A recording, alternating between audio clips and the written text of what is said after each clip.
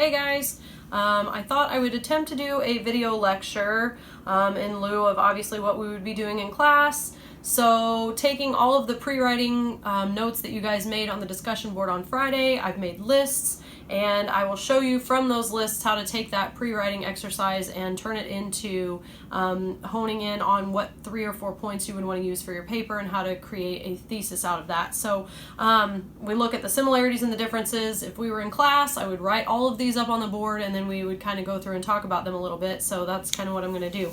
So the similarities in both movies that a lot of people have pointed out is that they're both on a boat, that Gene Wilder and Johnny Depp are both kind of weird and creepy, that the kids that are kind of jerks, except for Charlie, of course, that there's kind of an ominous feel to both of the movies, especially in that clip, that both go through a tunnel to arrive at the inventing room, and that both reflect the time period in which they were made. In the 1971 version, Mel Stewart directed the Gene Wilder Willy Wonka, and Tim Burton directed the 2005 version of Charlie and the Chocolate Factory. They both, of course, were based on the book by Roald Dahl, but we will not use that in this particular example because I had you look at the 2 video clips. So if there is an instance where you're choosing something that was a book to a movie translation, that's fine. Or if you have just 2 movie versions of the same movie, that's perfectly fine to use as well.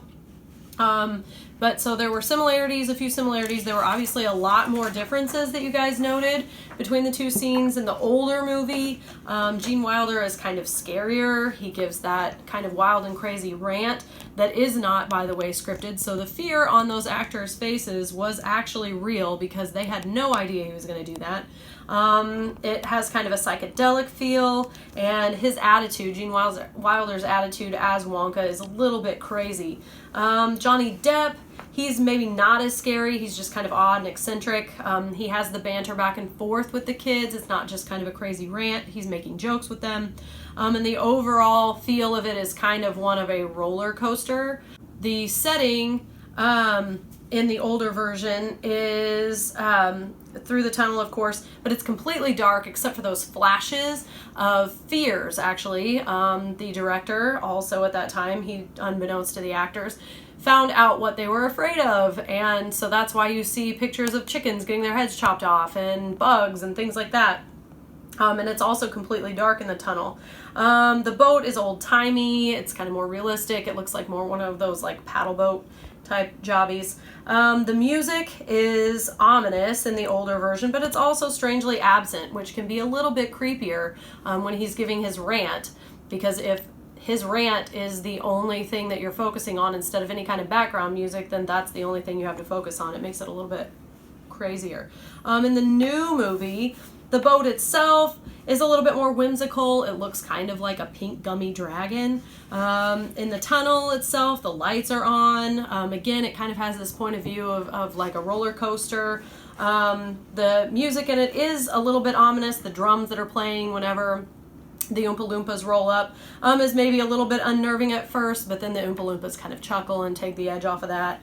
And then also the kids, they are in both movie clips, the kids themselves are rude, as is, part of the plot line, except for Charlie. But there is this, again, back and forth banter between Wonka and the kids in the newer version, whereas in the older version, he's just sort of scream talking at them in that weird bit of a rant. So if we're looking at all of these things that you guys had taken into consideration, now there were other things, of course, that you guys had noted, but I chose these things specifically because these kind of all relate to one another in a couple of different ways, which is how we can build a thesis from them. So an overall statement that takes these kinds of things into account are I have 3 listed. So 3 possible thesis ideas taking these similarities and differences into account would be something like: the older version is creepier because of Gene Wilder's portrayal of Wonka, the setting, and the back and forth between Wonka and the kids. So that would be one potential thesis that could be used. That also includes that essay map or preview that I've talked about before, where you have to list out the 3 or 4 different points that you're using in the body of the paper.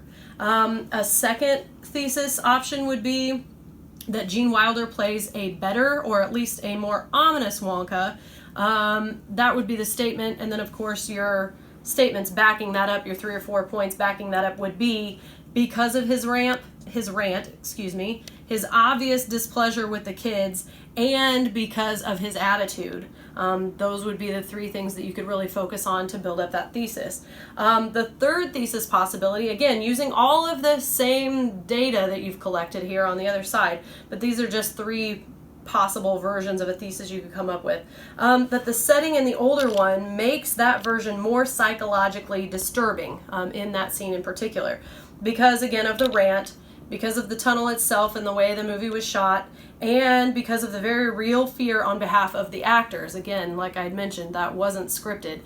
They had no idea Gene Wilder was going to go off on that crazy rant, and they legit thought he was going crazy. So those are 3 possible thesis ideas. Now, you've noticed that I did not say in any one of those 3 thesis possibilities that these things are alike yet similar.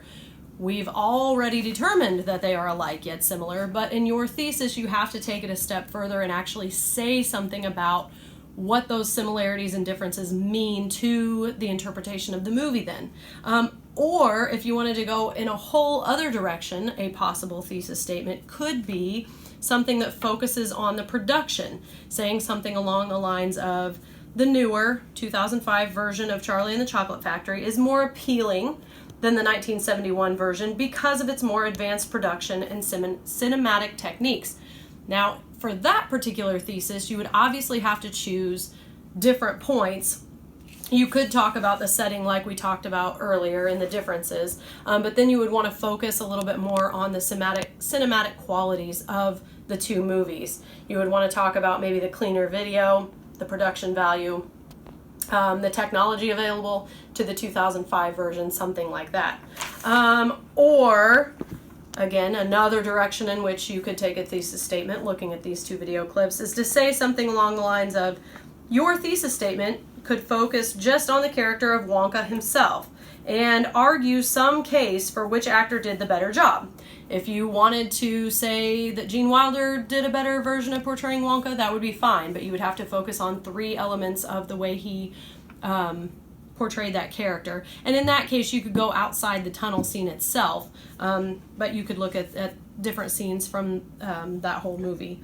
Or you could say, conversely, that Johnny Depp did the better job and then substantiate your claim with 3 or 4 main points that you choose to use throughout the movie. But again, I detail the things just from that tunnel scene specifically because what I want you to do is to either choose a key scene, a main character or 2 perhaps, or maybe analyze the setting or theme or some other element. What I don't want you to do is simply give me 2 plot summaries that contain just lists of how these 2 things are similar yet different.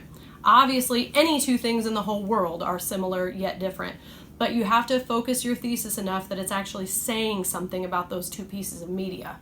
So again, focus on how one main character's portrayal, or even how that actor's portrayal of that particular character maybe affected the movie, or if you're doing a book to movie translation, I know a lot of people like to choose some key scenes that might not have made it into the movie that were in the book. A lot of people say, of course, that the book version is better than a movie version, which you can't make that just your thesis. Again, that's too broad in general. You would have to focus on maybe some of the key scenes being left out, and that's why the book version is better than the movie version or something. Maybe there was, a key plot point, or one of the main characters was maybe even left out. I know in the past some people have said that the character of Tom Bombadil in The Lord of the Rings, he was an integral character in the book series. He was left out entirely of the movie. So that was one thing that people focused on. Another point just to mention really quickly on this is that if you do choose, a lot of people choose to do maybe like the Harry Potter series or something. If you do choose to use that movie or those books, you need to whittle them down though. You can't just give me plot summaries of all of those books or movies. I've had those in the past.